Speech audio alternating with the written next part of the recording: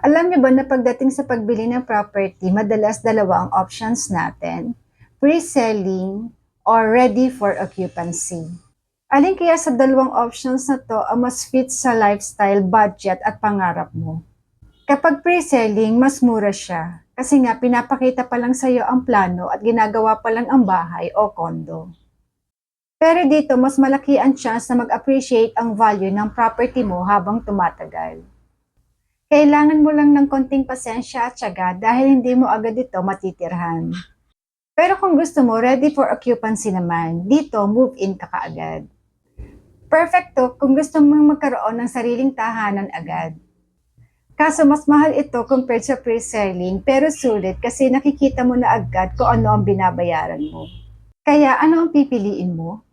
Pre-selling na mas mura at long-term investment na sigurado magpapahalaki ng halaga ng iyong pinaghirapan? O ready for occupancy na instant home sweet home na matitirhan mo agad ang iyong pangarap?